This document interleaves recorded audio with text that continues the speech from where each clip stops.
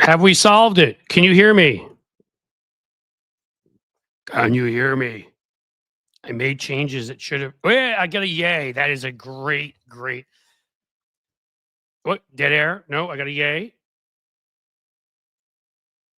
Yep. Oh, they can hear me. This should be a big part of what we do from now on, guys. So we'll start with the very beginning. You can hear me. Can you see me?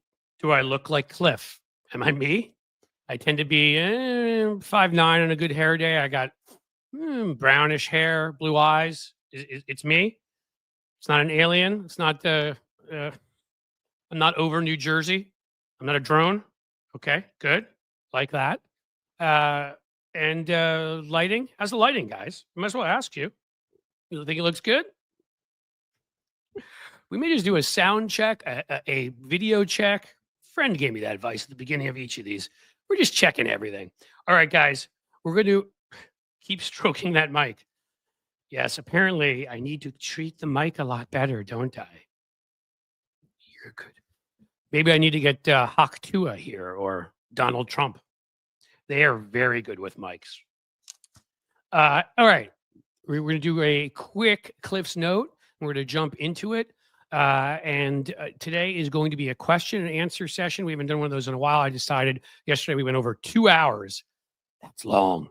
It's tiring. So we're going to, not saying we're going to short. If you guys have great questions, we'll be here for a while. And yes, Kenny, I screwed up Tony's show. I took him down because I'm the only man in the Midwestern market. I'm the only white dude in the Midwestern market who gets to have a show. All right. Let's talk about somebody who is a white dude who's much more annoying than me. Let's talk about Elon Musk. You guys know him. Is anybody else out there more sick of seeing Elon Musk at this point than Donald Trump? Does anybody else out there hate Elon Musk even more than Donald Trump at this point?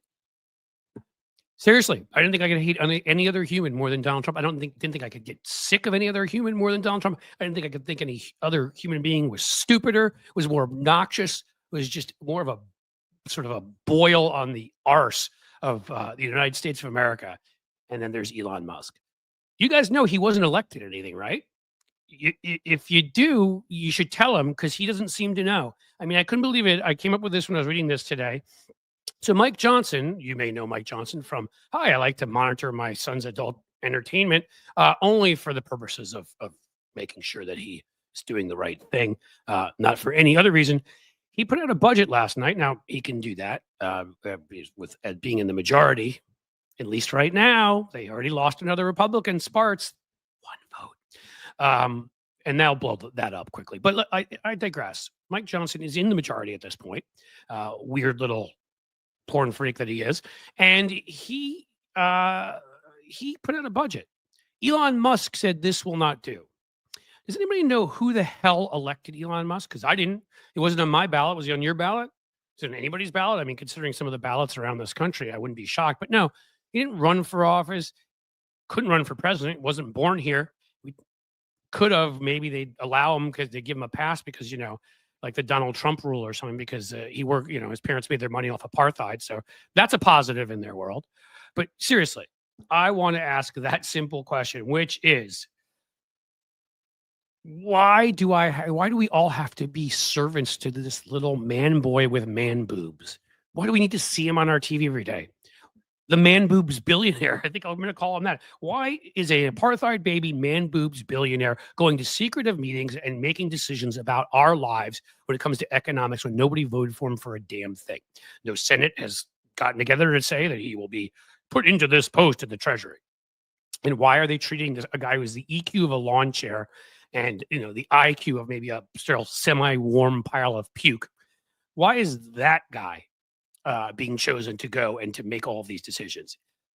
Democrats, please pay attention. He's the easiest demon in the world. He's the richest man in the world who spent $300 million lying and telling people exact opposite things. Just came out on Twitter. I don't know. Was it 16 times more his posts were seen than congressional members? He turned Twitter into a big Trump machine, and he spent all tons of money. And that's so he could have this power that he didn't achieve. All right. So Mike Johnson gets asked by Fox News correspondent, should I say, entertainment person. One of the goofballs. Let's see. Was it from the Fox and Friends morning show? Oh, I can't think of his name. The one that's the son of the other one with the glasses. Who really cares? Said, he asked Mike Johnson, "Has Elon Musk approved of this? Yeah, your budget." And again, Elon Musk wasn't elected.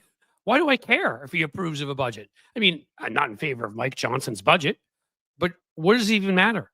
What does Elon Musk have to say about this? Why am I listening to this guy?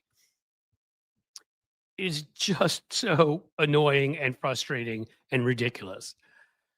He's not, and then I see Democrats fawning over him.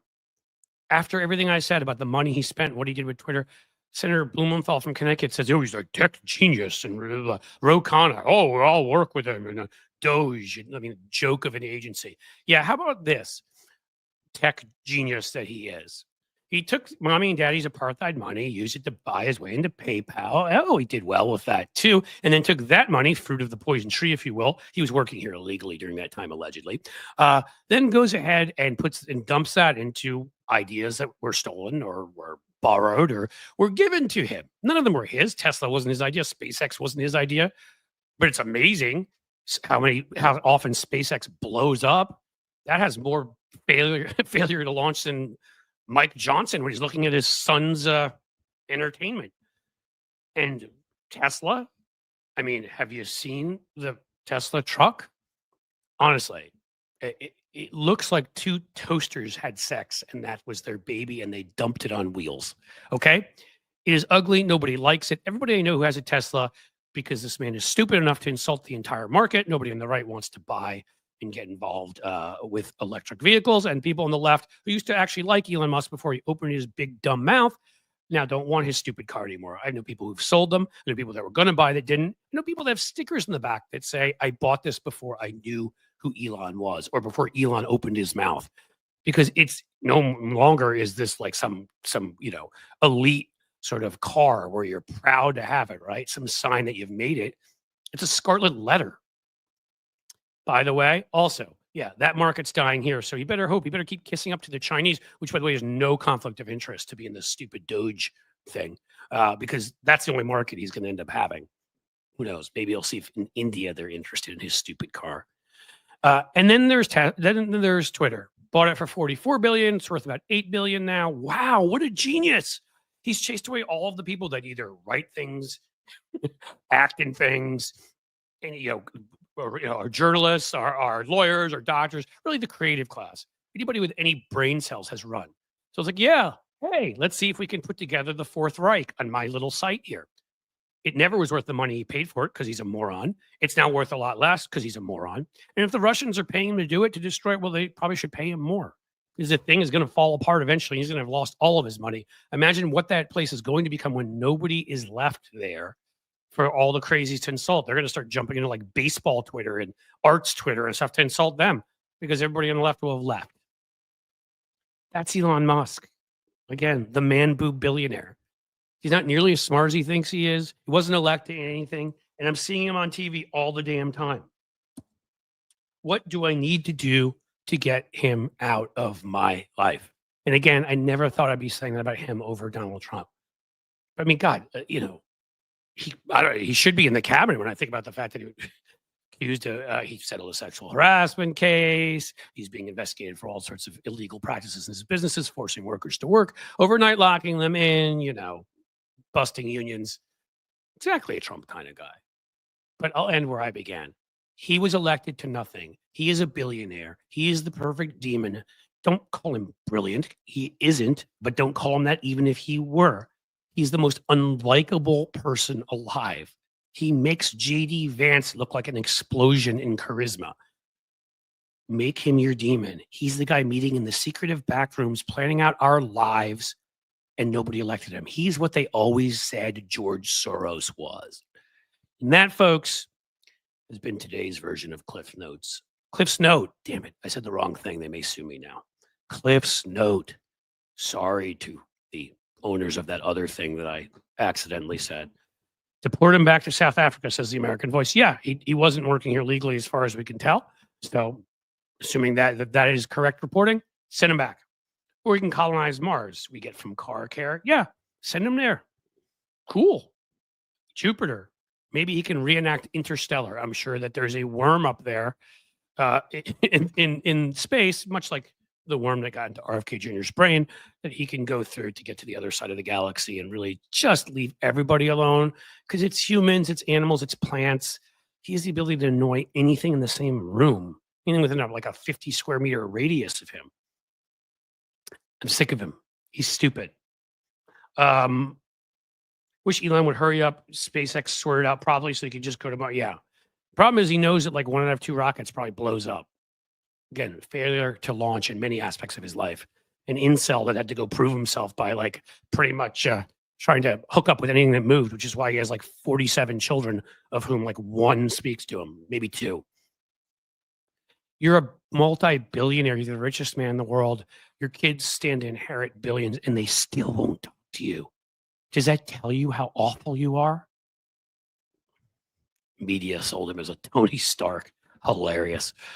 What else do we got? All right, guys. That is the rant portion of the program. Usually we have a guest. Sometimes Tony comes on around now, but again, Tony's dealing with those internet issues. I didn't have a guest today purposely because yesterday was quite a bundle of longness, if you will. And I had a great time. I hope you guys liked Josiah. He's terrific.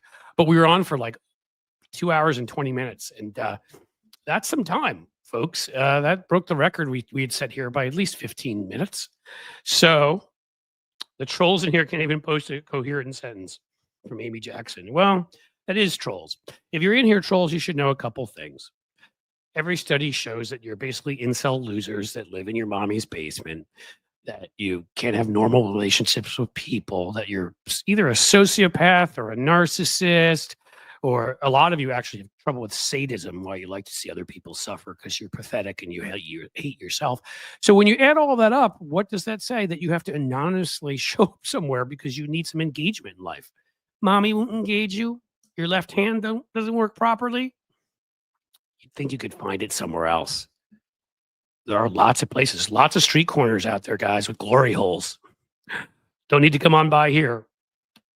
But you know what? If you want to, you'll get kicked out. I'm sure Jim and the folks take care of it. In the meantime, we'll just keep making fun of you for the losers you are. You're trolls. Imagine the position you occupy in life. You're such a loser that you can't show up somewhere under your own name and criticize somebody. You have to hide like a little baby behind a fake name and go into places and attack people without letting them know who you are. You're so strong. You're really so strong. Do you measure your biceps? Do you? Oh, hilarious. What do we got, guys? As I said, question and answer. So besides the goofy little pathetic trolls that are in here that we can laugh at all together, what's going to happen? Miss T vibes. So there you go. Let's start with a good question there. What's going to happen when a rich bastard takes our Social Security? The masses might get pissed. Well, we have this guy, Brian Thompson, the late Brian Thompson of United Healthcare. And I'm not going to get into the rights and wrongs of that. I can actually see both sides of that equation because Brian Thompson made a lot of decisions that made a lot of people lose their loved ones. I still don't think we want to be a society that we're, again, my feelings on guns, we're openly shooting people in the middle of the street. That's a bad way to handle it. But whether I think it's good or not, that's the way it's going to end up. It's answered the question here by Miss T Vibes. If you guys, I mean, I'd like to give the right a history lesson, but I don't know that they can fully read and grasp detailed concepts and things like critical thinking. But you see, there was this president. His name was McKinley. It was in this time known as the Gilded Age, and he was killed. He was shot and assassinated by an anarchist mad about our unregulated capitalist system with a vast disparity in wealth. Bombs were being blown up on Wall Street.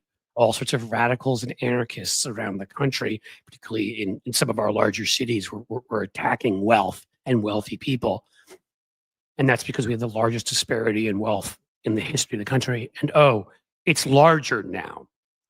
So you should look at what happened to the United Healthcare CEO as the ghost of Christmas future. That's from an old story, by the way, trolls. If you don't know that one, you should look it up, about a really greedy, obnoxious, sort of dickish guy. I think it would appeal to you. In any case, uh, you're going to see a lot of that here if Elon Musk and the other billionaires that own our system, that have rigged our system, that have created monopolies that have every part of our economy since the Reagan years, that took the most successful economic project in the history of the world, the 30s to the 80s. It created the most vibrant middle class in the history of the world, that really created, and not racially and not in terms of gender and many other ways, because of course of all the discrimination, but key to point out that we had the largest middle class and that we had created something that had never been done on that level before. And then the Reaganites came in, University of Chicago Business School, and had one word: efficiency. They thought monopolies would be more efficient. Yes, it's much more efficient to have no competition. That means you're definitely going to work much harder when you have nobody that your customers can go to other than you. You're definitely not going to overpay yourself. You're definitely not going to fire workers and treat them terribly. You're definitely not going to destroy the environment. You're not going to treat your consumers like crap. It's going to be really efficient to just have a couple companies run everything like we do now. Well, that's what the billionaires, that's what Elon Musk has created. That's what Jeff Bezos has created. All the ones now giving Trump these $1 million tributes, like we're at like anybody ever see? I'm going old school now. Flash Gordon, beginning of the movie, Ming the Merciful, where they all have to come up and give their tributes.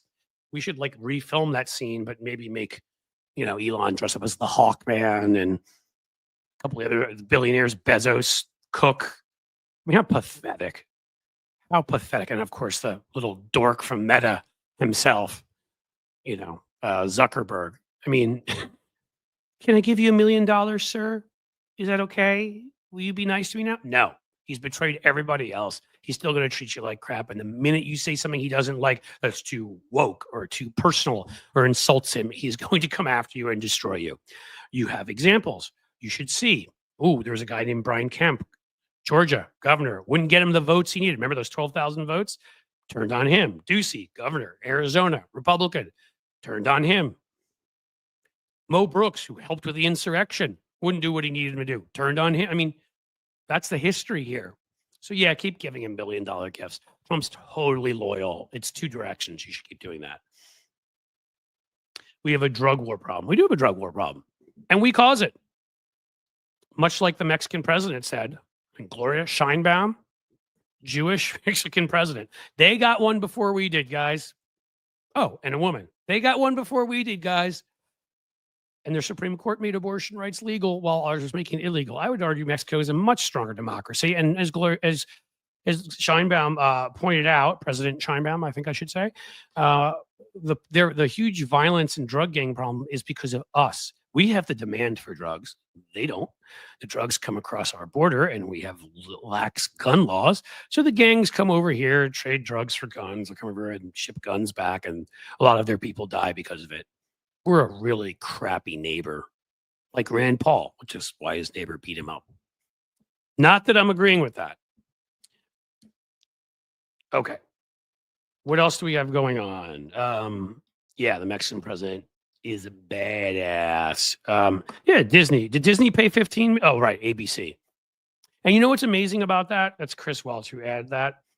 Is that Disney, ABC, all of them, DeSantis, of course, targeted Disney. They have experience with this. They know Republicans aren't the Republicans of 10, 15 years ago who maybe respected, businesses too much, but at least cared about what, businesses thought, just like they cared about what anybody thought. Respected that if your business decided that you wanted to have a black princess, you could do that. No, now they attack you, come after you, and that the great sort of backlash and boomerang of Ron DeSantis, that was so awesome when he pulled that crap with Disney. Just like, all right, we'll cancel the extra facility we're going to build there. We'll build it in California instead, and they lost like millions of dollars and thousands of jobs. Well done, Governor White Booties. So these guys have shown they'll target businesses already. They don't like you, they'll go after you. There are numerous businesses in every one of these dumb, including mine, states with open carry and all this stuff who do not want guns in their restaurant. It's kind of like what they understood 125, 130, 40 years ago, because devolution is a thing in the Republican Party, why they would ban guns at the edge of Tombstone, because they wanted people to drink and they wanted people to cavort with the prostitutes that were there. And they wanted people to gamble and lose their money. And none of that would happen if everybody was shooting each other. They understood that. Well, restaurant owners here don't want people coming in with guns for the same reason, because they want to sell food and drinks and not have people shooting each other. But no, a number of these states, Tennessee, I think, forced it on their restaurants. Don't care what they think. Your business owner, you don't want a gun on your property? Too bad. That's this Republican Party. So you guys keep loading up with $1 million, make it 10 million, 15 million, make it 100 million. Just keep giving him money. It won't change a thing. The minute you do something he doesn't like, he will still shiv you. If he can figure out how to do that. It's a big word for Donald Trump. He'll knife you. Okay, guys, what's going on? Yay, prostitution, but not in government. Yeah, prostitution now is all about in government, with the government coming in. It is 100% prostitution. It's just a different kind. And the kind that ABC just engaged in, that was prostitution. Barack Obama smokes crack. Joe Moore. Joe, do we have to talk about you and your problems again? Do we? They have commercials. Cialis, from what they say on the ad, works. Your little flaccid, Trumpy mushroom penis, it can be fixed. You don't have to come into a place like this to feel strong. You can really use those drugs. They'll help you. Lay off on the whiskey, man. It's hurting your little guy. Somebody take Joe Moore and maybe introduce him to the void. That is correct. MJ Daniel, the Republican Party is not pro-business, not pro-life, not small government. They are none of those things. They are anything they need to be. They are principleless. It doesn't matter. And under Trump, they lack principles, all of them anyhow. But under Trump, it'll be a different kind of lacking principles. It will all be about enriching yourself.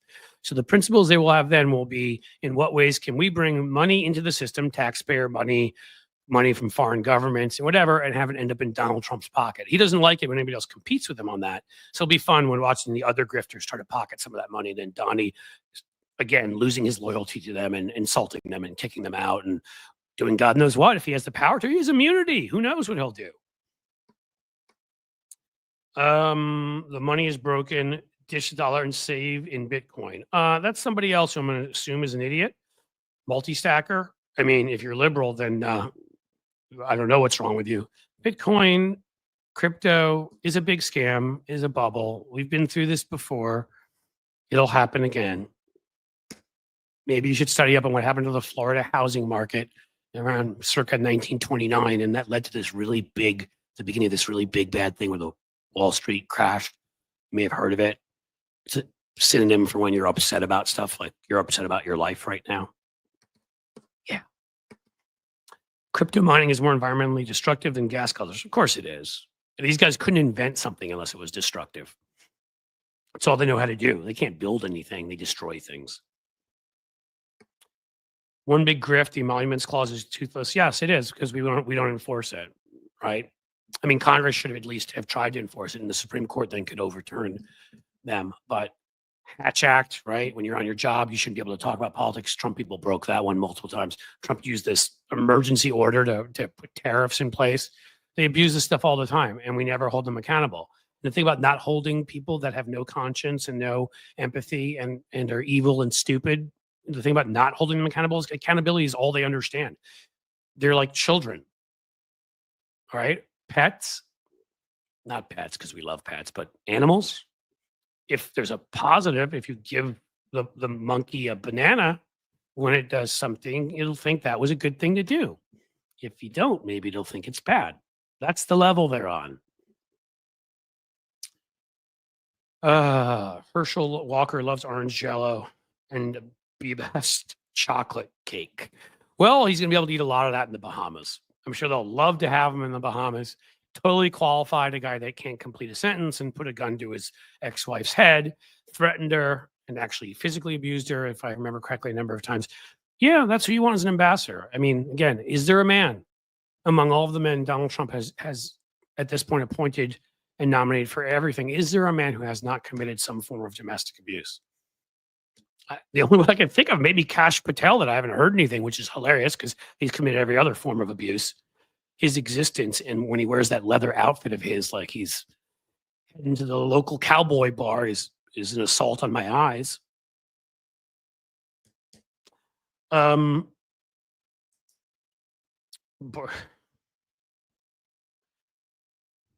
seeing more from Joe Moore. So if you're here, Jim and other folks, can you kick the idiot out?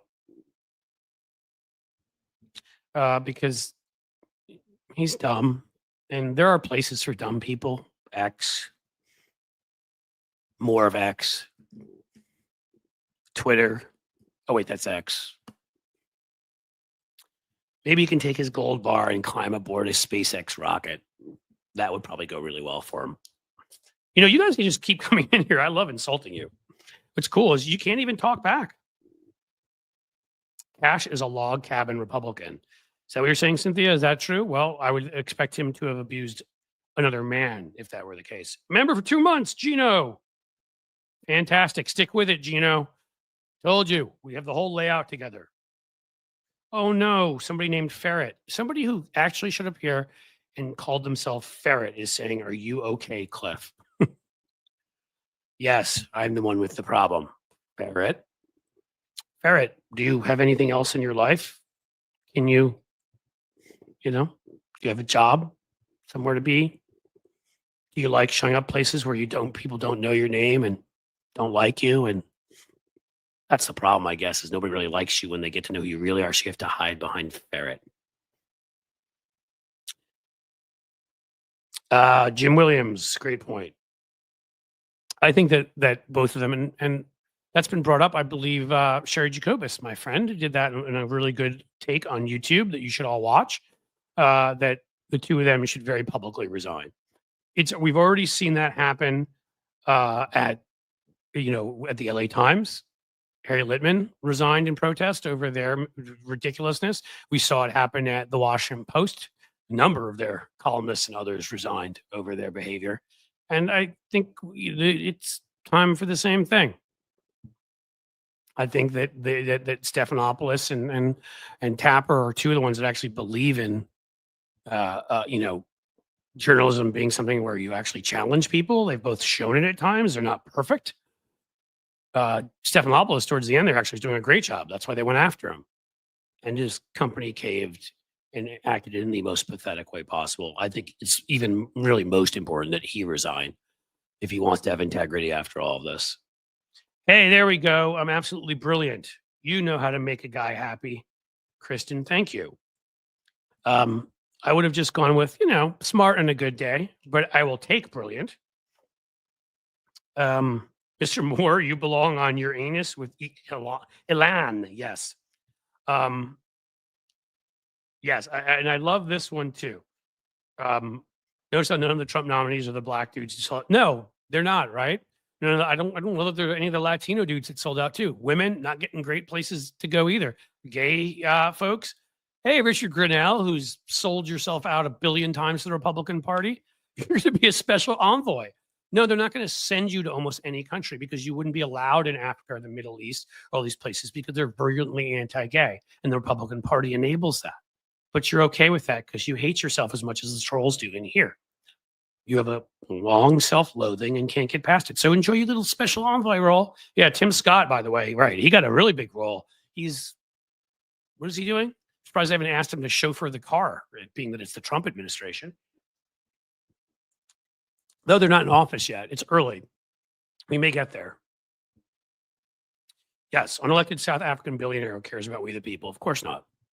And South African during the apartheid era where they made their money. Which clearly, the dude's own dad talked about how he used to get beaten up in school, Elon, and said that he deserved it for being an a-hole. That's what his dad thinks of him. God, do you think about everybody else who's met him? How many wives has he had? How many of his friends have come out and ripped the crap out of him who once were friendly with him? Because he's nothing. I think he's probably a sociopath, but sociopaths often are engaging. Like, again, EQ of a lawn chair. Like, he gets up on stage and he can't even do basic communication. People like that are so pathetic. Yep, Elon's dad and the daughter. That's right. That one daughter who spoke out against him. But there's a number of other ones. That's from what Tusis? A number of others who do not have anything to do with him. There's one who's actually spoken out against him. The others just don't have a relationship with him. And again, this is choosing to not have a relationship with somebody who's worth, what is he worth at this point? 300 billion? You're giving up a lot of scratch. So that's a level of hatred. It's impressive, actually, is what that is. What else do we have? Guys, I will encourage you again, as I'm putting together the schedule, the Patreon, and I'd hoped we'd be on track by the beginning of this week. I always forget, you got to do edits to stuff. We're going to have new levels. I told you, we'd left the prices originally at discount levels for the people who joined the beginning. We're going to raise them a bit. You should be prepared for that because, again, it has to be a requisite level. So I can make enough scratch to do the work there. I want to provide everybody, because I don't want to just be on YouTube. YouTube could yank this away from me at any time. I want Patreon and some other spots to become places where I put a lot of content. And you're going to get a lot extra there. You will YouTube memberships too. It'll be the same thing, but we're going to change the price structure and we're going to give you more stuff. So yeah, it'll cost a little more, but you also get more stuff, and there'll be higher levels where you can get really cool stuff. But I do need to make that place, some of that stuff a priority. So anybody who would like to join the Patreon, please do. Please join our YouTube members. And being that we have no guests here today, I can keep asking you over and over again. I can be like some of these trolls and just complain and whine and just be like, I need a shout out. I need somebody to look at that. We get Sandra, a new member. Sandra Halford, thank you. You're awesome. I was going to say super chats and super stickers. We're always lower on the days when we have guests. We're talking to guests more, and hopefully that is worth it. Thank you, Jim, putting those up. But for the gentleman sitting here, I do as part of my plan I'm putting together, if I'm going to keep live streaming in 3 days and also getting you the plan is 8 at least, if not more of these, some of them come from my rants at the beginning here, but 5 to 15-minute videos and lots of shorts and all that. So I will ask you again to please support me through a super chat or super sticker. Like, they can be even really small. Anything is good. It helps. I just want to make sure I can keep doing this stuff. Why hate on anonymity? Putin's puppy. Well, you see, if you're anonymous, and I guess I'm going to guess from your name and from what I'm reading from you, Putin's puppy, anonymity is, your anonymity is to protect yourself. I mean, there's real reasons for anonymity, whistleblowers, for example, because powerful people will hurt them. Sources and journalists' stories, because powerful people will hurt them. If the reason that you have a pseudonym is simply so you can go insult other people, you're weak. That's the difference, my friend, Putin's puppy. There are different reasons for anonymity. I wasn't hating on anonymity overall.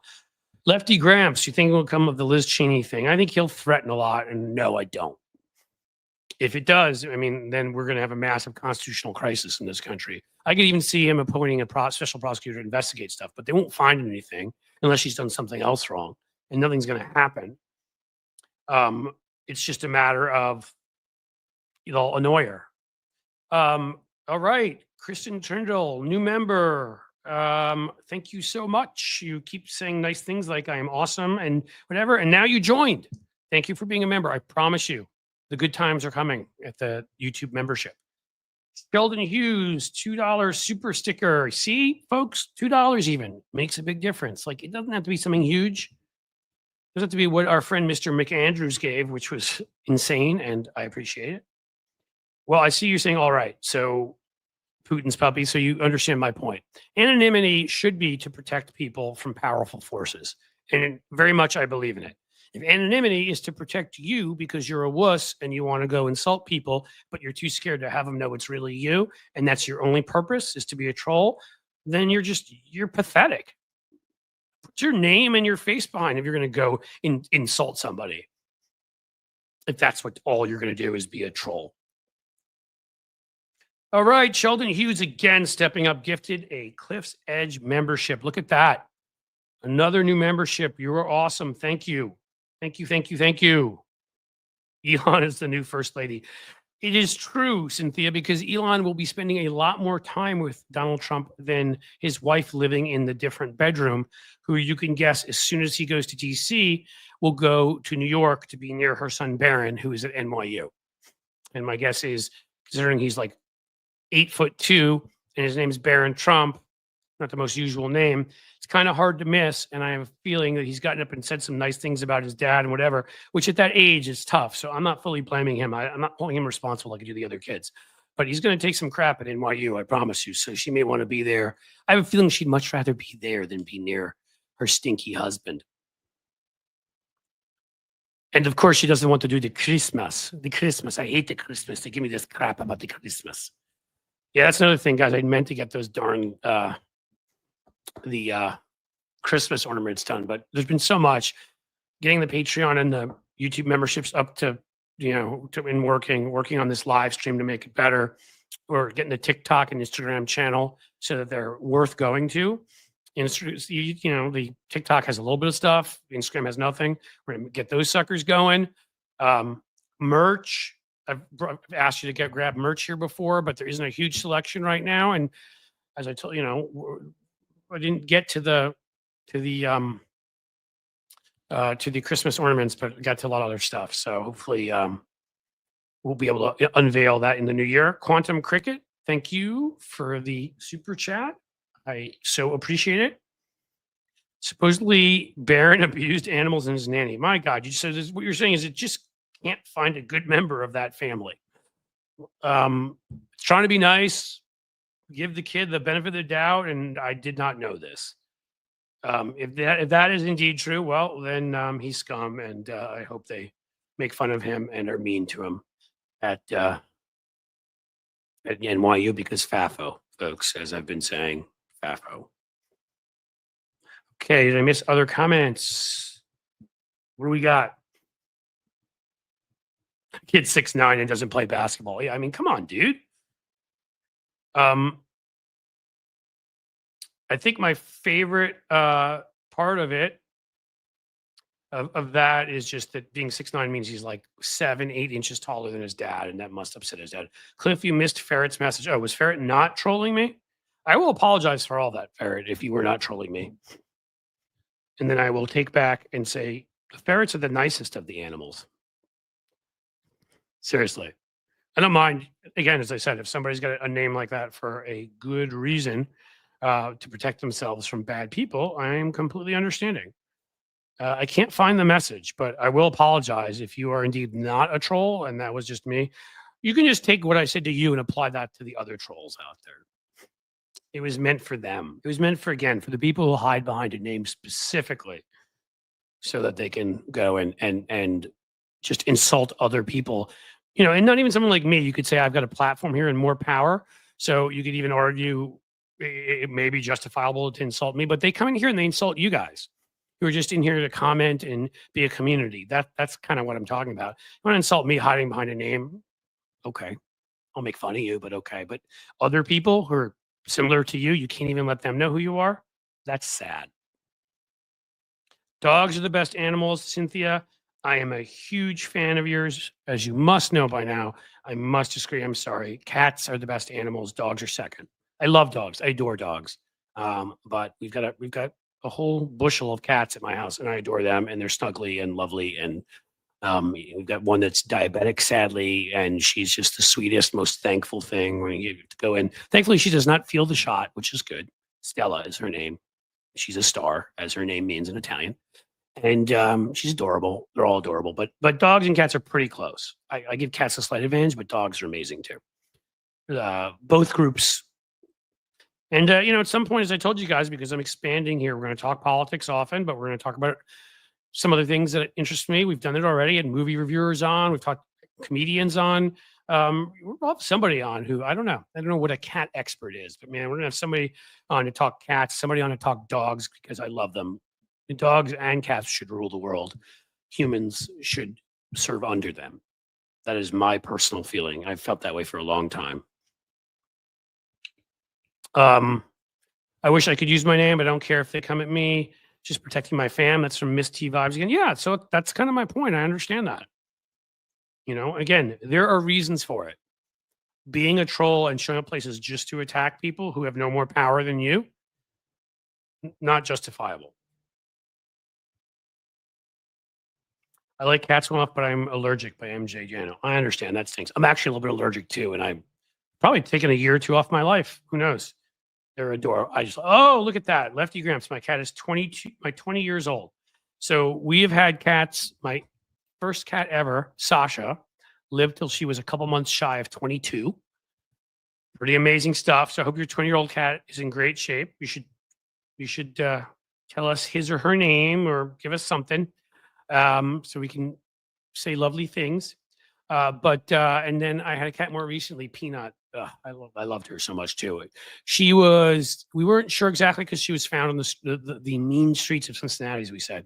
And we adopted her, but she was somewhere between 18 and 19. So she had a great long run too. Animals are usually kinder than people. Yes. I mean, Allison McCrae. Yes. Maybe not when they're hungry or not to things smaller than them. My cats are kind of sociopaths to anything that comes in the house smaller than them, which is why most things smaller than them do not enter the house. So I will agree with you. They're absolutely adorable and wonderful to us as humans. But they are, I don't know if they're as nice to, smaller beings. Hey, Holly Fafo is here. Cool. Let's see. What else do we got left? Who asked that question? Your Yankee took a beating from my Los Angeles Dodgers. They did. But first of all, you have to call them Yankees and get it right if you're going to make fun of me. Second of all, I'm going to have to point out to you the Yankees have 27 world championships and the Dodgers have like 11. You don't even have half of what we have. Third, I'm going to have to point out to you that we've had like the 3 or 4 best players of the 10 best players of all time on the Yankees: Babe Ruth, Lou Gehrig, Mickey Mantle. Dodgers, Jackie Robinson, pretty awesome. You have some pitchers, but I'm going to have to point that out to you. Fourth, we point out the head-to-heads, my friend, Mr. Romo. Oh, you don't want to go back and look at that. The Yankees and Dodgers pretty much met in the World Series every year in the 50s. And in 55, the Dodgers finally won. It was like a huge celebration because they got their butts kicked every year. And they went back to getting their butts kicked again. You guys have beaten us in the World Series like 4 times. We met in the 70s and we beat you 2 of 3. That's the closest you've come. You started it. Don't open a can of worms like that if you don't want me to finish it. Grumpy Cat. Cliff, what is your thoughts on Jared Moskowitz? I'm a fan. Look, yeah, he said he'd work with Doge, I think, I think he put a statement next to it, if they were doing the right thing. Yeah, I think he's been a little too, I think he's great at ripping Republicans. I love him for that. His mockery is awesome.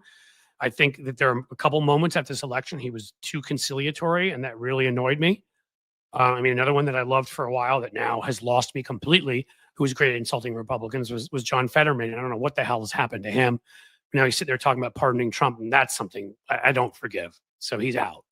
I don't care how good he is at communicating and whatever else. Does he think he needs to move to the center in some weird way to win in Pennsylvania? Like he won in Pennsylvania the way he ran last time. He already was sort of moderate on some issues. It's stupid. And I don't understand what he thinks he's accomplishing by doing that. Jared Moskowitz hasn't been as bad. And so I still, the fact that he rejected the FEMA ploy, it was just to get him out of there because when what's her name, Sparts, I can't think of her first name, just announced she's not going to caucus with Republicans anymore. The Ukrainian American one that I never understood why she caucused with them from Indiana. They are now down to a 216 to 215 lead. 216 to 215. Like they're not going to even hold the House probably because they're never going to be able to agree. One person, just need to get one person and not vote for Mike Johnson. They've lost the House. So that's was I think what they were trying with Moskowitz because that's a swing seat. And he said no. So I'm glad he did that. He'd been the head of Florida's FEMA. He said no to Trump. He's staying there. He's mocked the hell out of him a lot. And yeah, he was too nice once or twice recently. And people can tell me if I'm missing other stuff. If I am, that's okay. but and I will criticize as it is deserved. But I do think I look at someone's overall record, and overall Moskowitz to me is still on the right side of things. Jim Williams was still optimistic about Merrick Garland getting fired before January, holding out. Well, that would be a great Christmas, Hanukkah, Kwanzaa, all the above present. We still are just not institutionally tough enough as Democrats. I've talked about this in a whole lot of places. That should have been a fait accompli. In fact, it should have happened a year ago because he was refusing to do his job and refusing to open his mouth, refusing to explain to people what was going on.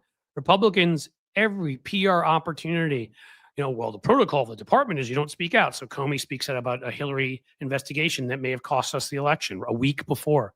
So Barr speaks out about the Mueller report and lies about it. So the first impression everybody gets is a big lie that nothing was found in there when a lot was found in there. But we have this unprecedented attack on our Capitol, and the man, whatever you think of his legal prowess, will not even open his mouth. Didn't hold weekly press conferences to tell us what kind of progress they're making. No, not individual cases. You can't talk about that while they're in progress, right? But you can do PR. Republican AGs have done it all the time. You can make clear that we're investigating Donald Trump's role on that day. We're not sure, don't give out any information. Donald Trump was a part of the group who allied with the Oath Keepers, whatever. You can find many ways to work Donald Trump's name into your press conferences and the fact that they were and are domestic terrorists. And that would have defined MAGA for the coming election. And we would have much more of a chance of winning. But no, Merrick Garland couldn't do that. Why, that wouldn't be proper, and we wouldn't want to be improper. Yep. Garland is a disgrace, Maya Bird. Garland is a disgrace. We should be more like South Korea. Yeah, that's exactly right, Stephen. I've talked about a couple countries we should be more like. I mean, South Korea, they tried it, and the president's been impeached when he tried the approach of suspending people's rights, right? Romania, the Russians, they found to be have attacked cybersecurity, cyber attacked their election, kind of like us. Guy with no money was going to make it to the next round, and their judiciary decided they would have an election over again because they didn't want a foreign country determining their president. What a novel idea. Brazil, they immediately barred Bolsonaro after his coup from running for 6 months. I'm sorry, it took them 6 months to hold a hearing, and then they barred him from running until 2030.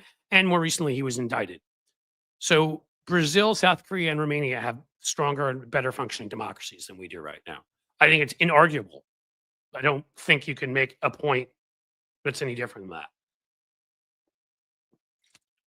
We got a guy who's a convicted criminal, had strong evidence against him in numerous other trials to be convicted, was a seditionist who 7 Republicans agreed with every Democrat to vote to convict of impeachment, was impeached and was 10 votes away from being convicted.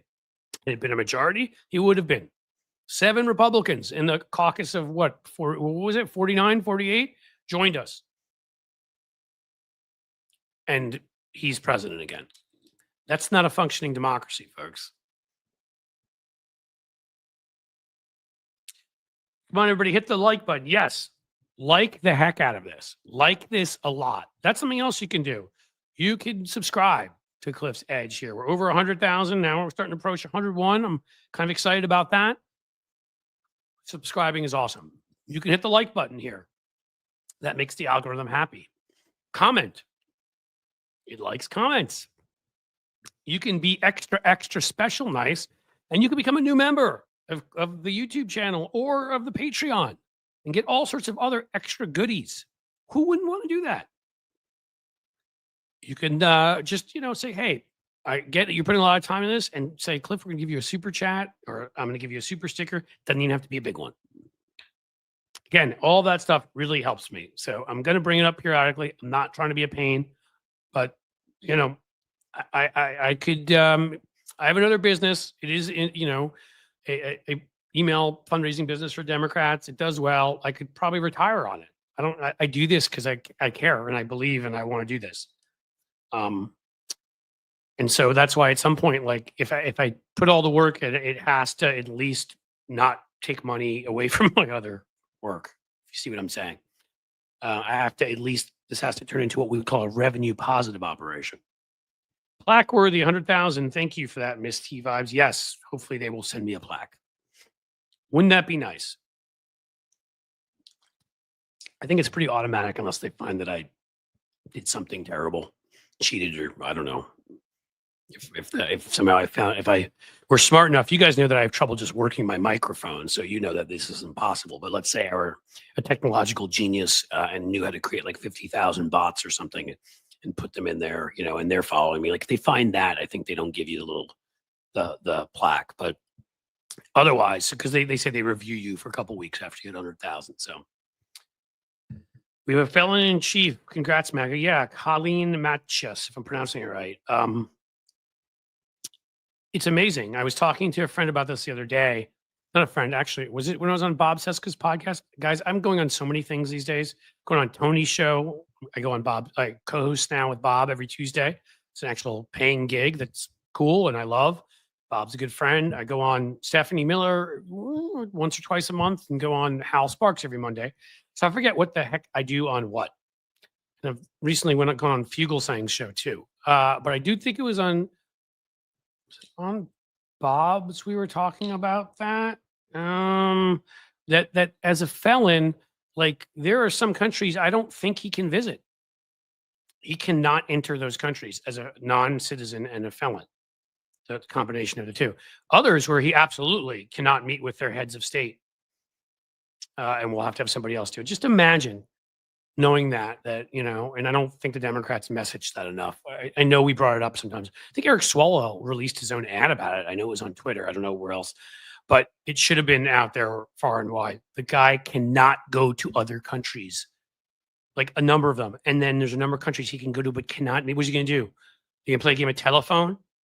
He's going to whisper something to Kash Patel, who whispers something to Richard Grenell, who whispers, that rhymed, who whispers something to Melania, who whispers something to Elon, and you know, eventually gets over to where he's 100 yards or meters, as they would do in other places away, and in unsafe ground. I don't know.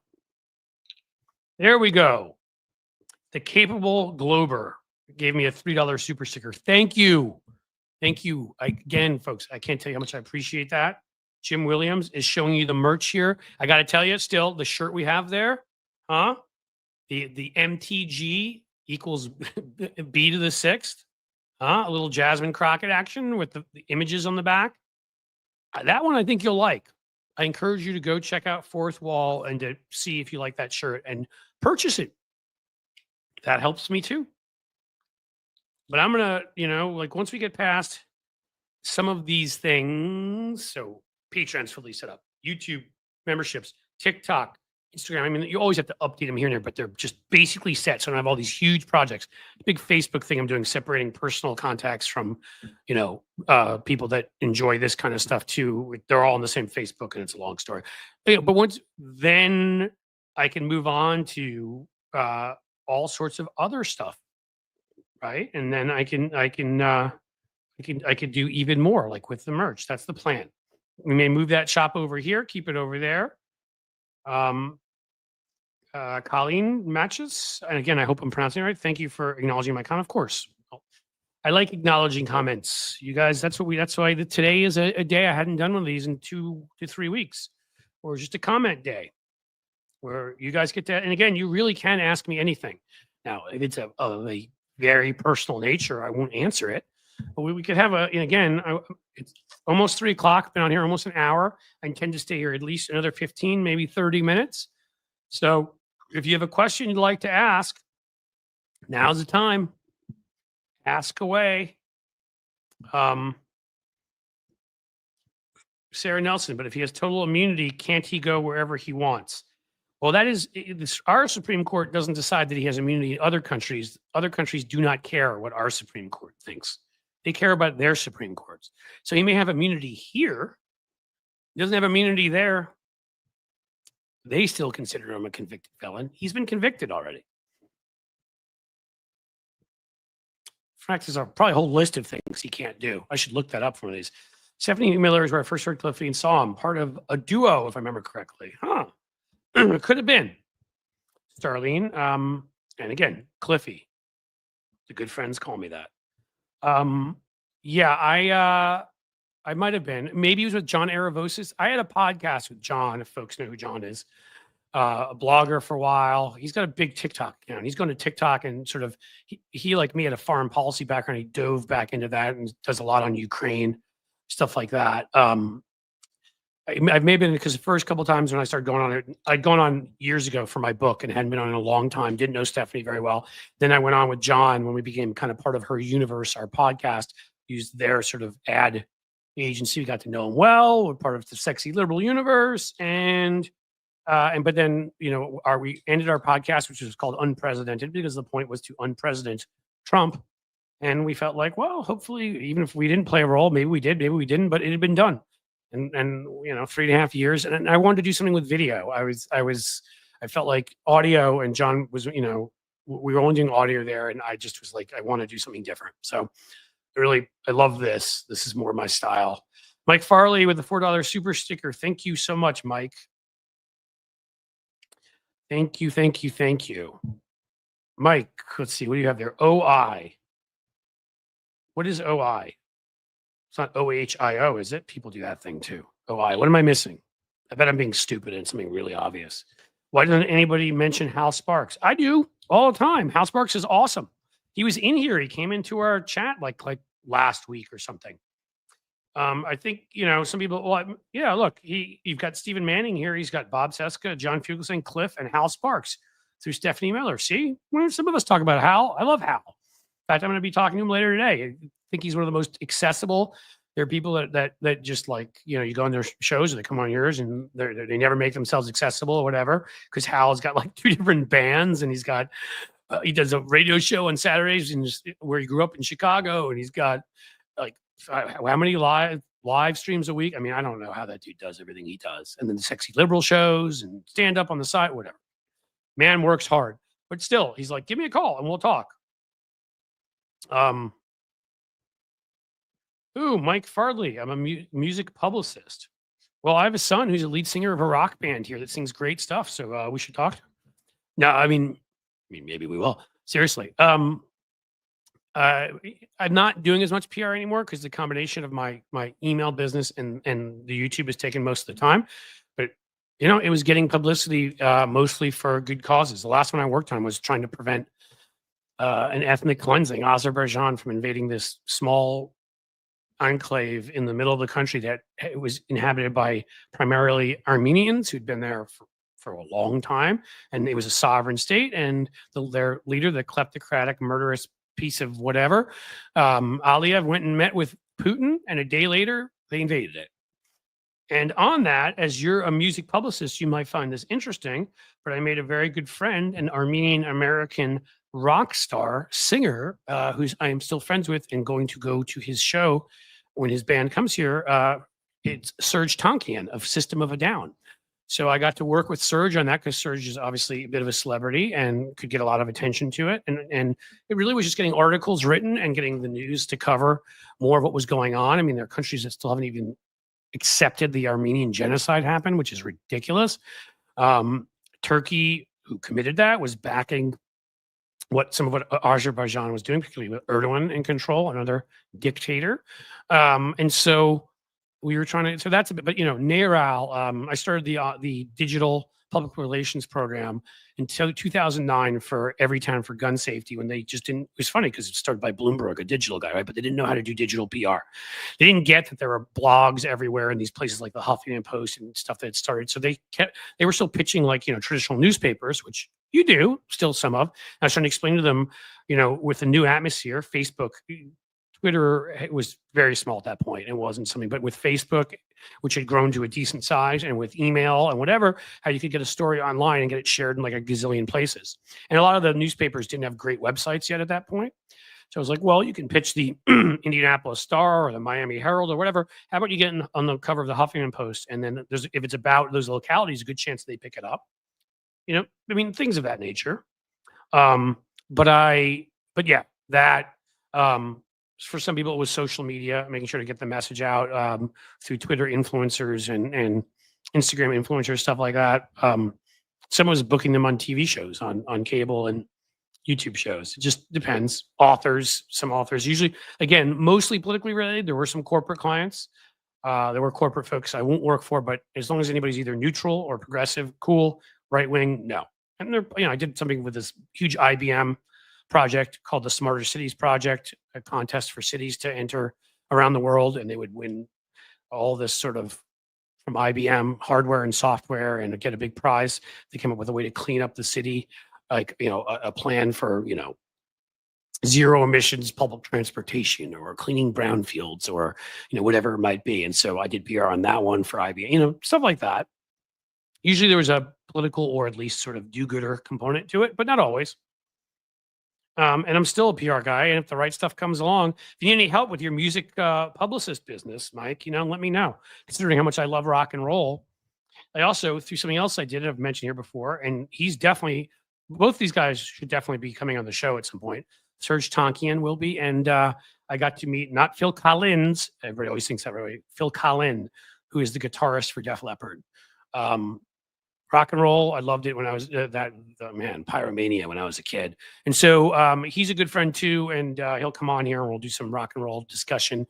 Yeah, I actually helped a few of these folks at times when they needed some advice on various PR items. Oh, I've missed some things. I apologize. I just saw it. Some incredibly nice people. Well, I got the $4 super sticker from you, Mike, but Alpha Mare, wow. Thank you. Again, that really, really makes a difference. Here's a few bucks to help with your ambitious goals until you get a join button. I miss working in Cincy at the AG. Oh, all Art Deco designs in the Carew Tower. Look at that. Yeah, a good Cincinnatian. The restaurant was phenomenal.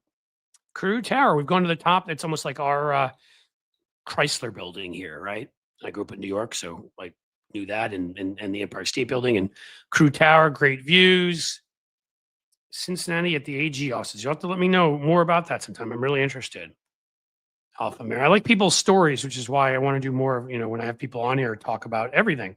So if you're not living in Cincinnati anymore, you have to tell us where. I mean, you have to get too specific if you don't want to, but love to know where you are. And maybe you're still in Cincinnati and just don't work there. I don't know. But thank you so much. That is a very, very generous gift and will be very helpful. Defund Do Nothing Melanoma's Flotos office. Well, for the Quantum Critic, what was that? Quantum? I lost the. I lost your comment. I think it was Quantum Cricket, and I read it wrong. I would defund it. Absolutely, because if you remember the butchery she did to Jacqueline Kennedy's gardens last time, she should really be not allowed to touch anything, especially the Christmas. She hates the Christmas. The Christmas is terribly Christmas. What do you got, guys? What else we got?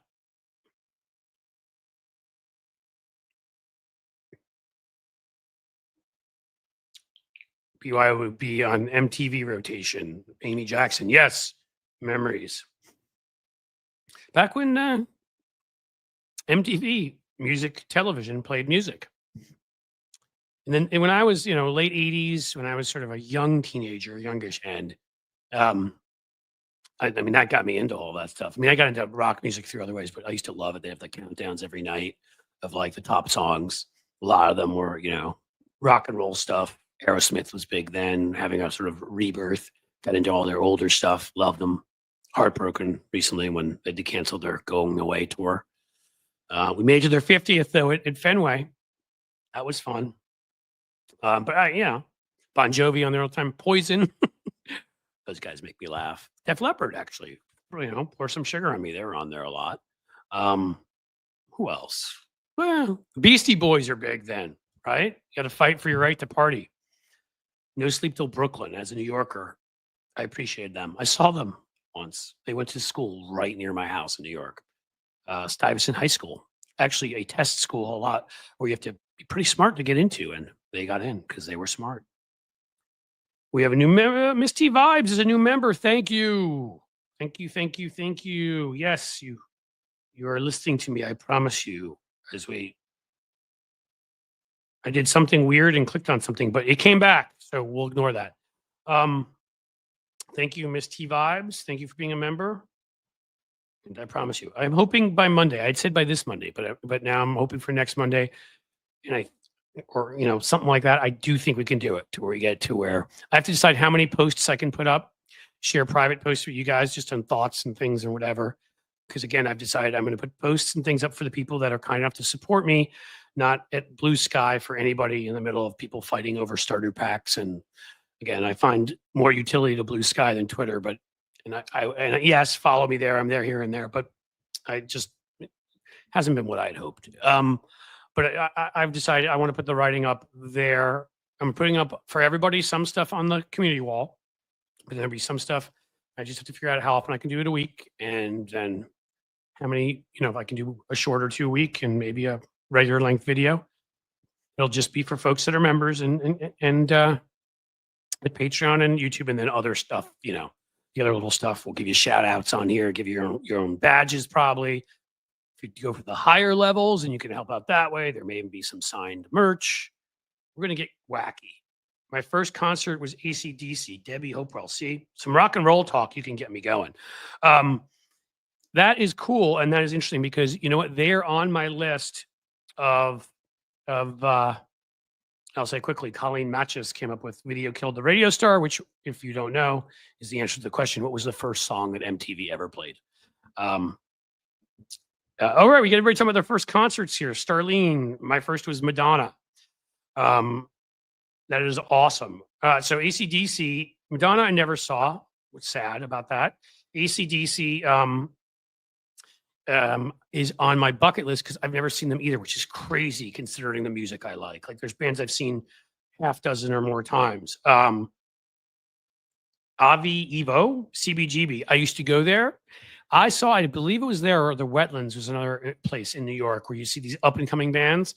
I saw this up and coming band from New York that nobody knew that was called Living Color, and they were awesome. And I still love them to this day. So I saw them when they were relatively unknown. I used to go check out that scene. I do the same thing here in Cincinnati. There's a place called Bogarts here. That's great. Arlene's Basement, all these cool places. But I would go and check out stuff like that. Who else I see? Blues Traveler. If you remember them, I saw them when nobody knew who they were. First was a Blue Oyster Cult laser show. We're getting all of it now.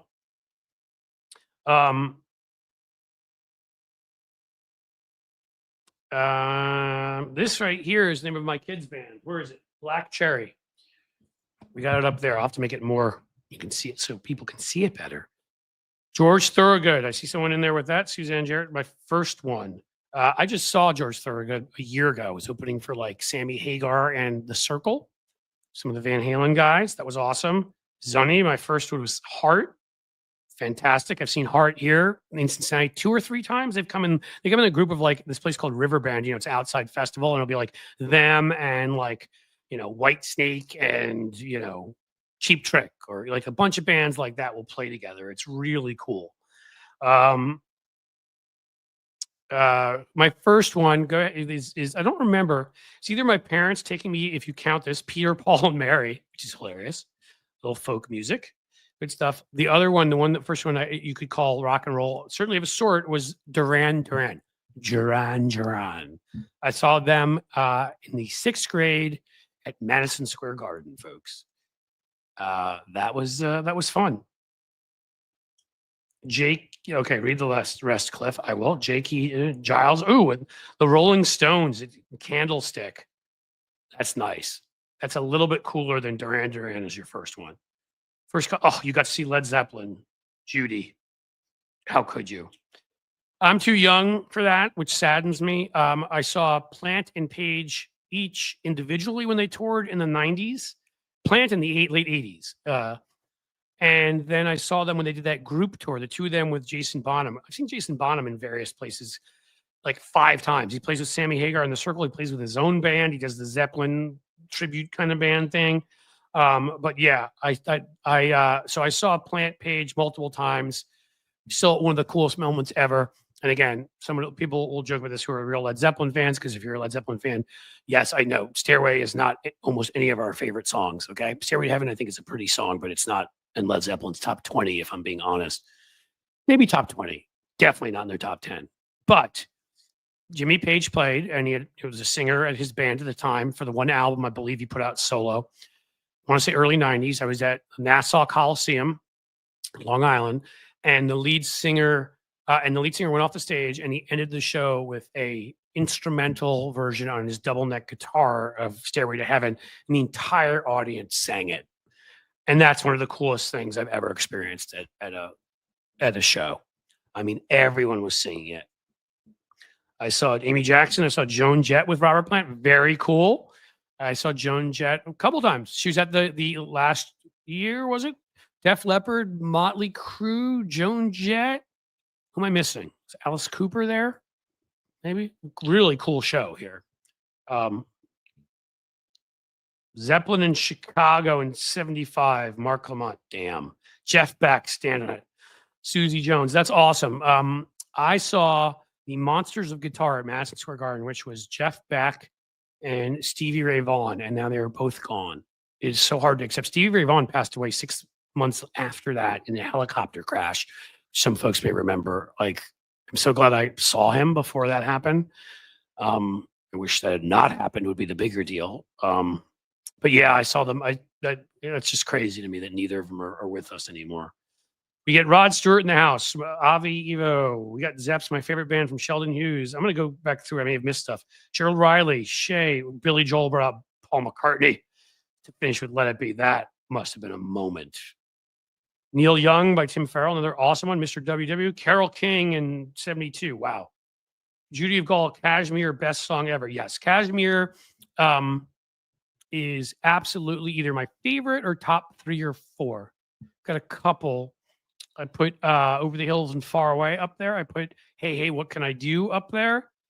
I put, what am I missing? Maybe Traveling Riverside Blues. I still think Kashmir is a slight edge, but and then for a more obscure one, I love Gallows Pole. I put that up there also. But yeah, I can totally accept that. Favorite shows were Save Walden Woods. Hold on. Foxborough, George Michael with Elton John cameo. Miss T vibes. That must have been cool. Alpine Valley from Mark Lamont. Oh, you're talking about the concert. Yeah, that must have been excellent. So Led Zeppelin 77 in Cleveland. Gosh, you guys. See, everybody complains about being old. I wish we were a couple years older because Zepp broke up when I was like 8. Tom Jones Tahoe. That's great. Love Pink. I'd love to see Pink. I have not. That's another one that's a bucket list one. Grumpy Cat loves Whole Lot of Love. Saw Queen live. Mark Lamont. Would have loved to have seen that. The Outlaws, Hurry Sundown. Pretty cool. Trying to go back through this. If I miss people, I apologize. Bill Metrolis. First concert was Alice Cooper with Salvador Dali. Wow. I sat next to Elvis Costello on a plane in the 90s. Does that count? Cynthia, we will take that. I have never sat on a plane next to Elvis Costello. I did, if you're a sports fan, sit about a row away from Patrick Ewing, and he's really, really tall. Just like you'd think. I looked up at one point when he was walking by me, and I'm like, do you keep going to the ceiling? First concert, Ted Nugent in 74 Long Beach Arena. Too bad Ted Nugent became such a schmuck.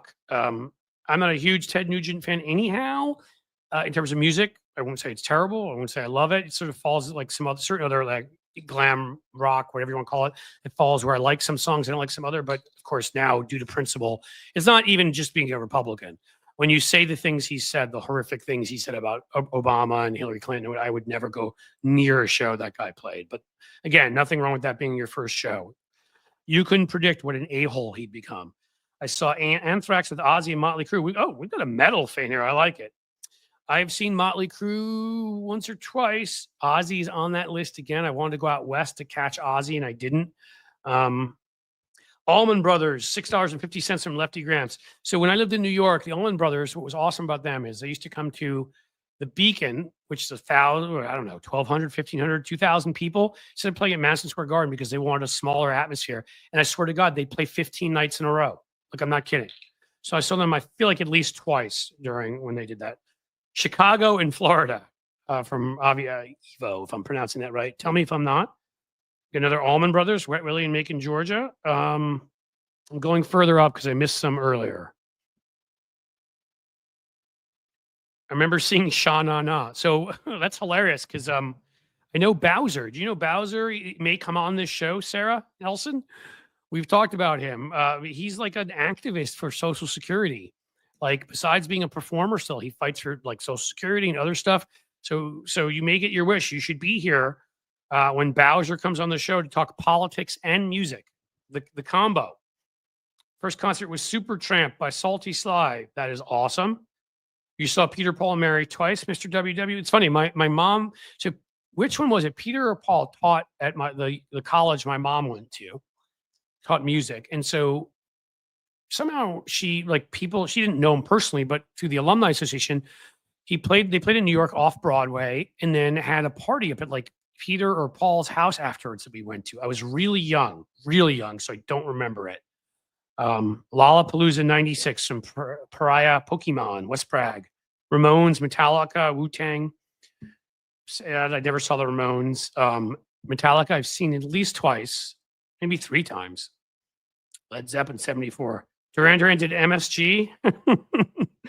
Surrender Monkey. Yes, they did. They played the Garden. They were big in the mid '80s. I mean, if you're asking because you didn't think they would be big enough, I mean, like Hungry Like the Wolf and Rio and some of those songs, they were huge around that time.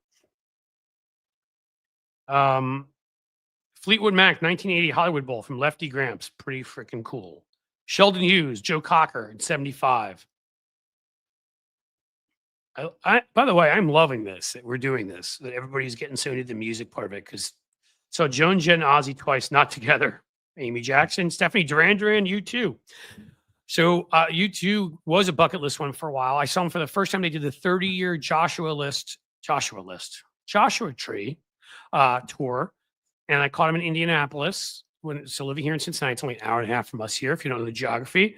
So that was back in 2015, I want to say, 16, somewhere in there. And then we went out to the Sphere, my family, a year ago, 9 months ago, and saw them again. Man, they're awesome. Dude, they play a great live show.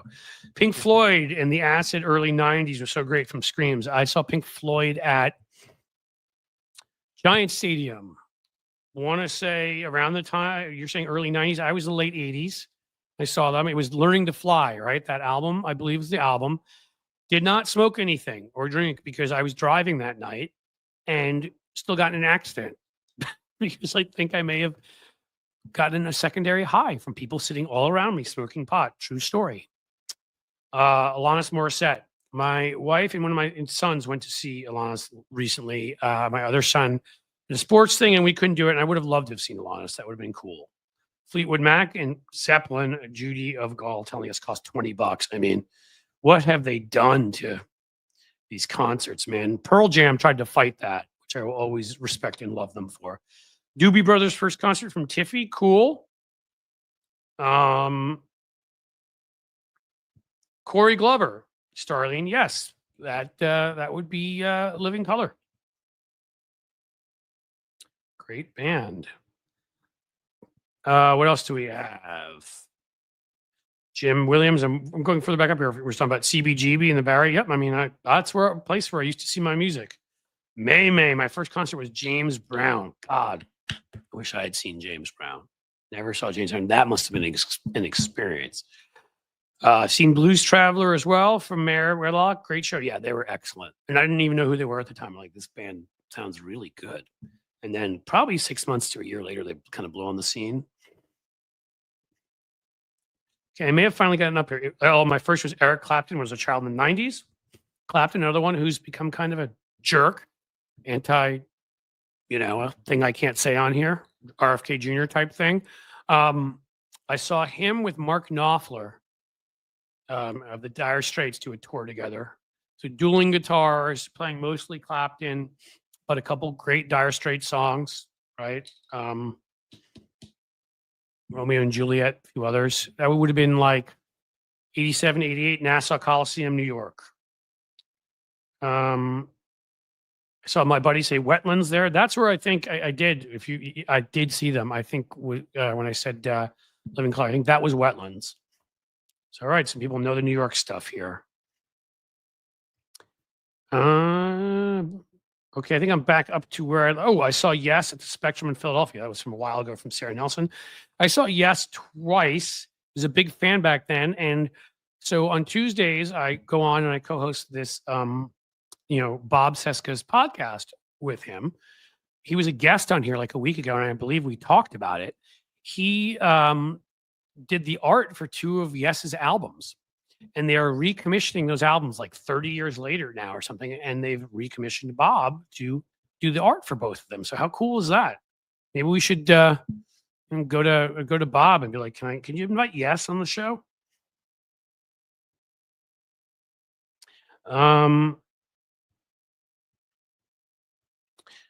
So I see some people saying Led Zeppelin is the greatest band of all time. In here, I'll put that up there. Thank you, Jim. I got all the way back up. Now I need to go all the way back down.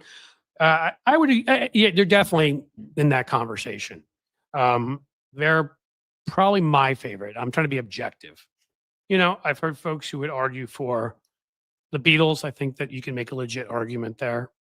And again, this is me you're listening to, so everybody is allowed to have opinions. Grateful Dead, for that argument. I've heard The Who.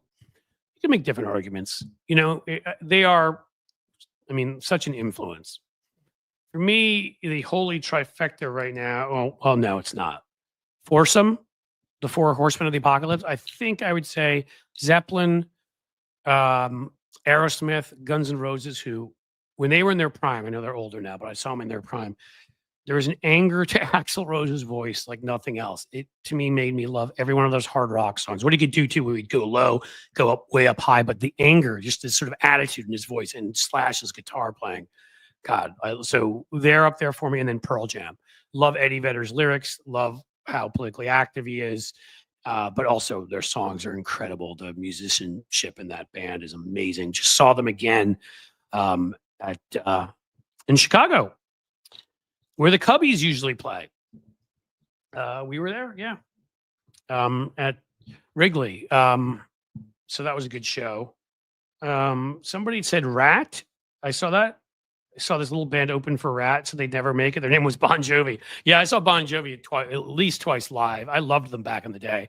I have to admit, it hasn't stayed with me as much. I don't like it as much now. I don't think, I don't insult them. I just don't think they have some of the other talents some of the other bands I mentioned have, but still like their music, still fun, and they were huge on MTV at that time, and it was still cool, very cool to see them a couple of times. Okay, now I'm going back down through the list, guys.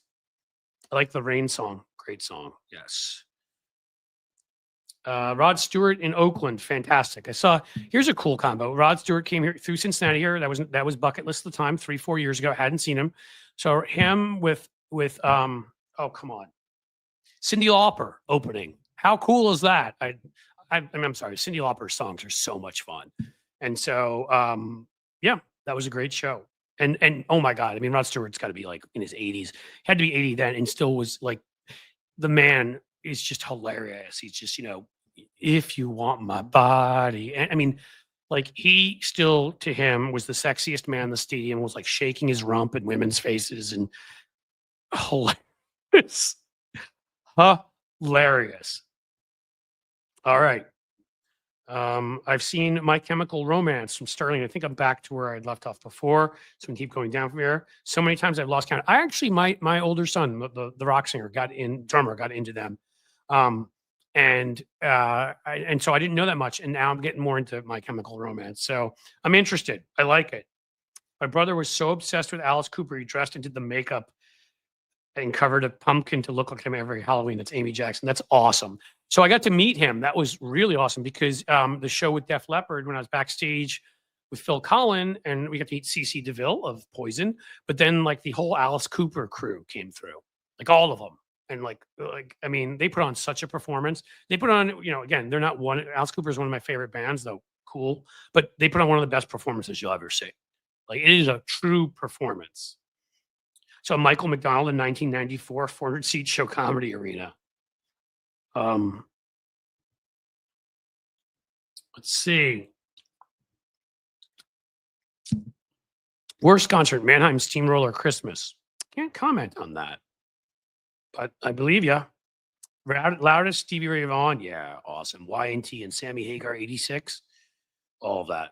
Cliff, don't forget Weird Al Yankovic. I wouldn't, but I've never seen Weird Al Yankovic. I would love to. Rush, yeah. Yeah, that's Seska's favorite band. We're talking the other day. There's a radio host, what was her name? Debbie Halper, who was up in Cleveland. It was the first one to play them in the United States. And kind of they built a name starting on her show, and Bob has her on now, which is cool because Rush is his thing. Billy Joel and Elton John together. Yeah, I would have loved to have seen that. I did not. I still have not seen Elton John. He's on the list. There we go, Uncle Fatty. Monsters of Rock, late 80s. I was at that show. Giant Stadium, baby. Kingdom Come, Dawkins, the Scorpions, Metallica, Van Halen. There were M80s going off in the stadium. If you want to know how different the times were for if there are younger folks in here, they're like security was nothing like today. So people were smuggling in fireworks and they're like M80s blowing up down in the general admission area. And yeah. Original touring of Jesus Christ Superstar, Mr. WW. Impressive. Saw that again recently. Big Four at MSG. Amy Jackson. Cliff, try Ivo. Ivo. I can try Ivo. Trying to tell me how to say your name. Charlie Daniels. Yeah, he's kind of a jerk. Seen 9 Inch Nails. This is from Zunny, Tori Amos, Melissa Etheridge, Soundgarden, Fish, The Dead, Sarah McLachlan. That is quite a list. All impressive. And I'm not sure I've seen any of them. Dead and Company. No, I saw The Dead. What am I saying, man? When I was in college. Yep, I saw The Dead. Soundgarden, I'm very sad that I did not come to appreciate soon enough, and he was gone. And I always liked their music, didn't start loving it until probably the last 6-7 years and appreciating that he he arguably has the best voice in rock and roll ever, certainly is a top voice. And it makes me sad. A lot of it makes me sad. Sorry, people talking up Bowser here. Well, now I've got to get him on here. Take some screenshots. Be like, dude, people love you. Sha-na-na. They don't forget you. So the Up in Smoke tour. Oh my God. Eminem, Dre, Snoop. That's pretty cool. Monkeys. Ted Nugent opening for Kiss from Sterling. Yeah, Kiss, another one, was bucket list. Hadn't seen them, always liked them, didn't love them, come to like them even more. But they came through here. It was their final tour. So it was a good time to catch them. They're going to have they're trying to create the Avatar stuff for the future where they can perform from home. We saw them. I want to say it's a year and a half ago. Me and my older kid, Dougie, we went and saw them. Judas Priest with Cinderella. So I've never seen Judas Priest, which is bad. I'd like to. Cinderella, that was one of the first I ever saw. I was certainly abroad. I was in Sweden and they were playing. That was when they came out with that first album. I'm forgetting the name right now. And then I saw, lead singer of Cinderella, name not coming to me, in a sort of group tour with LA Guns and Faster Pussycat. And that was just a couple of years ago. Monsters of Rock 87 starting, that's right, 87, 88. Metallica and Van Halen switched off headlining. And then they were the two headliners, so they would switch off. And then Kingdom Come and Dawkins and the Scorpions were openers. Beach Boys. I saw the Beach Boys here. They played here in Great American Ballpark. Zeppelin twice, Rush 3 times. Mark Lamont's got the Pink Floyd twice. I've seen the Who twice. Queen, never saw. Peter Frampton, never saw. Seeger, nope. Jeff Beck, yes. Aerosmith, I've seen 4 or 5 times. Deep Purple, no. Genesis, no. Rush, no. Zeppelin, yeah. So I saw the individual members of Zeppelin. Saw Guns N' Roses at Riverfront. Nice, Tabby. Yeah, I just saw Guns N' Roses again recently. Again, Axl's lost his voice a bit, but I still love him. I saw him in Columbus. Now, there's some stuff from early love. Janis Joplin, Jimi Hendrix, and The Doors. Zeppelin 2. Oh my God. Summer of 69. I had the inconvenient fact that I hadn't been born yet to go back and see Janis and see Hendrix and the Doors. BB King in Omaha. That's by Floyd Price. Pretty awesome. All right, Planet Alice announced this summer. Yeah, we were thinking of going to that. It's not as much my kind of music. What they're doing, but big big supporter. 38 Special and Skinnerd. Not seen either of them. Brandon Woods. Again, I've got a problem with Skinnerd now because they're racists. But again, doesn't mean they didn't have some good music. Black Sabbath, Too Young yet again. By Car Care. Rolling Stones, you're asking, Grumpy Cat. Yes, I saw the Rolling Stones at Giant Stadium Steel Wheels Tour. What year is that? 88? Something like that? Can't believe I haven't seen them since. We had a plan to go this summer up to Cleveland, and it ended up falling through because stuff came up. But I'm like, it's like they're in their 80s. We've got to see them again before. I mean, we've already lost one of them. So I want to see the Stones again. So I've seen them once.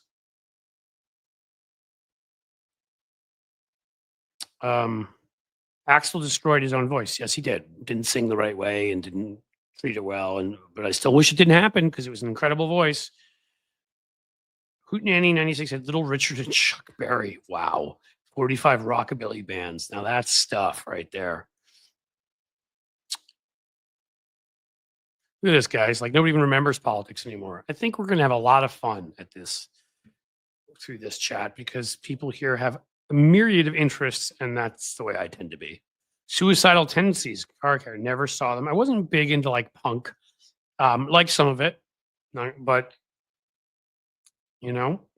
Bowie, that's one of the ones I missed that I will never forgive myself for. When Bowie died, it was, I want to say 8-9 years ago in Pittsburgh. I was seeing Springsteen, who I've seen about 5 or 6 times. Another favorite.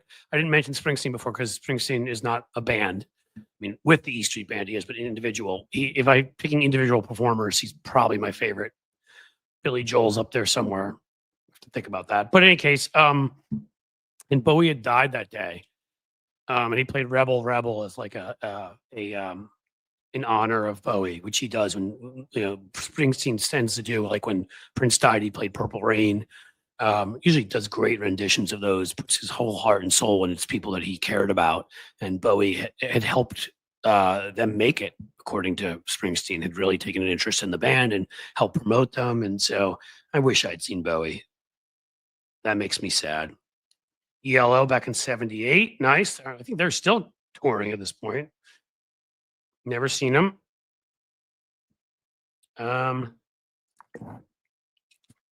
Iron Maiden. I'd actually love to see Iron Maiden. It's from Car Care again. Never saw them.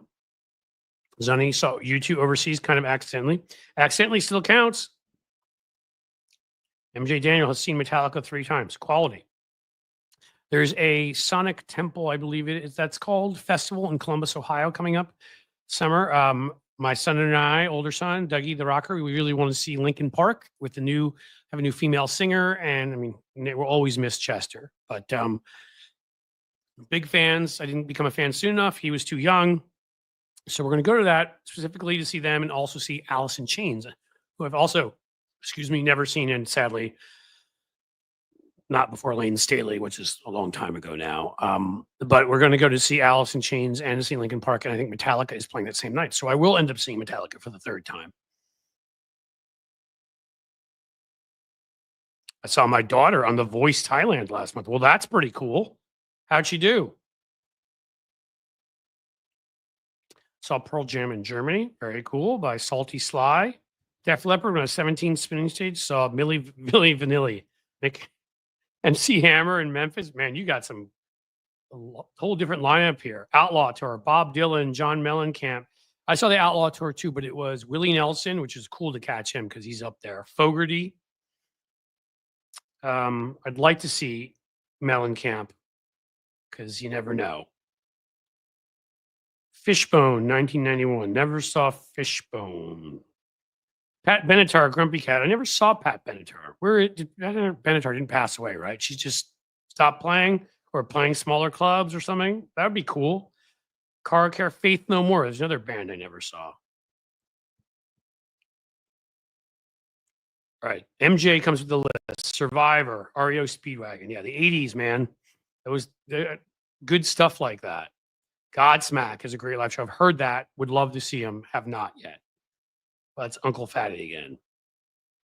MJ Daniel 38 Special. It's right. They've come through. It just hasn't worked out. Get some more Rush. Ugly Kid Joe in Central Park in 91 for free. I hate everything about you. Oh my God. I used to love playing that song. I saw Paul Simon in Central Park. Probably was not far off from 91, actually. 90, 91 when he played in Central Park. People like falling out of trees trying to climb and see him. They're like 750,000 people there. That was fun. We got a relatively close towards the end too, where you could see him kind of from afar. And he played a lot of stuff. The Foo Fighters, they're always sold out immediately when they come here.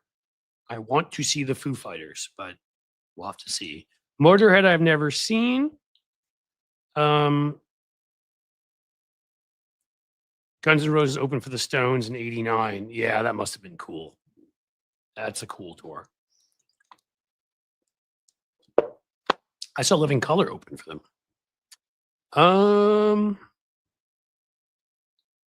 Original Queensryche lineup. Yeah, I saw them too back in the day. I want to say they opened for Bon Jovi, but I think it was. They opened, but I mean, we're talking about late 80s. Santana. I've never seen Santana. That makes me sad. Quiet Riot. Love to see them. That would be cool. And Grumpy Cat brings up Linkin Park. As I said, I will be seeing them. Very excited. This is kind of fun just sitting here going through Bob Dylan. I need to see Dylan. I haven't seen Dylan. The movie's coming out. I was on my friend Matt McNeil's show up in Minneapolis earlier. We're taping a special for the holidays on one of the few progressive radio stations, terrestrial, and talking all about Timothy Chalamet up there because he's playing Bob Dylan, how the whole town was in love with him because basically he's up there, paying homage to Dylan. Dylan was a Minnesota guy. Some Aerosmith in the mid 80s in Seattle got a meet and greet. That must have been awesome. MJ Daniel. We were going to do the meet and greet because my son, Dougie, is such a huge fan. I'm a big fan too. I saw him at Nassau Coliseum in 86. I saw him at the Fenway thing. I saw them in Vegas. Saw him somewhere else. I think 4 times, and the goodbye tour is going to be the 5th, and we were going to pay the money to do the meet and greet. But we didn't get a chance, which makes me sad. Yes, Mayor Wedlock. I always wished I had the opportunity to see Tom Petty. Oh, I thought you said it. I was glad. I'm sorry. Now I feel like a jerk because you didn't get to see Tom Petty. That, much like Stevie Ray Vaughan, I got lucky. I saw Petty about 4 months before he died. It was him with Joe Walsh opening of the Eagles, playing Life's Been Good to Me So Far and stuff like that. It was a great show, but it wasn't because you could see Petty wasn't doing great. Didn't look great. Crosby, Stills, Nash, and Young. We're getting lots of good stuff here. Well, guys, we could do this forever, and maybe we should. But I do have some things I have to do today. And they are actually YouTube-related things because, again, faster I get those membership spots up and running perfectly, the happier you'll all be, and the more I can encourage you to join there because you'll be missing a lot if you don't. And the sooner I get the TikTok going and other channels, it can help bring in revenue so I can do more live streams too.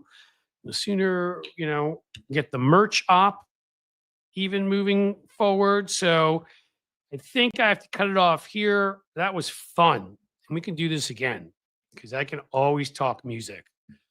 We are going to have, as I said, 2 rock stars join us at various points. We also have various other rock adjacent stars, some folks that have played in smaller bands, people that are music critics. Like I love rock and roll. So you do not have to worry. That stuff will happen. I think that is about it, folks. Mike Greenberg said, thank you. It's been fun reminiscing. Miss T Vibes, nice change of pace. Yeah, isn't it? That again, so I'm glad you guys like this. And Lefty Gramps, that was fun because this is my plan. We do have to cover politics here, but if we don't do this stuff, I won't make it. Like I'll burn out. I need to talk rock and roll. Maybe we can talk good movies next time. We did a little bit of that when Zaki Hassan was here last week, movie critic, San Francisco Chronicle. I want to, I like some good comedy. Talk about our pets, our dogs and our cats. They're eating the pet. I'm sorry. We like bring some. I want 3-dimensional people. Know who you guys are. You know who I am. We're all 3-dimensional, as in, like, you have interests outside of politics, which may not even be an interest. You may just be doing it because you feel you need to. And I understand that. For me, as an interest, then something I got into is a livelihood and something I care deeply about. But you know what? I also have a lot of other interests. And I think we needed to have times we discuss all of that and really have a nice community here. All right. I got Avi with comedy. I got Sheldon saying movies would be good. So there you go. We got our crowd. So thank you guys. I'm too tired to do the Jerry Maguire thing. I'm not going to. If anybody, yes, Cynthia just said like and subscribe. Please, that at the very least, like and subscribe. Those are free. And we need to keep growing. Keep telling YouTube that we're here to stay. Otherwise, anyone who wants to become a member, please do either YouTube or Patreon. Would so appreciate that. If there are any super chats or stickers on the way out, would love you for that. You guys have been awesome. And we need more of this. This has been a ton of fun. So thank you. And, as the sun sets slowly in the west, I bid you a fond farewell, my friends.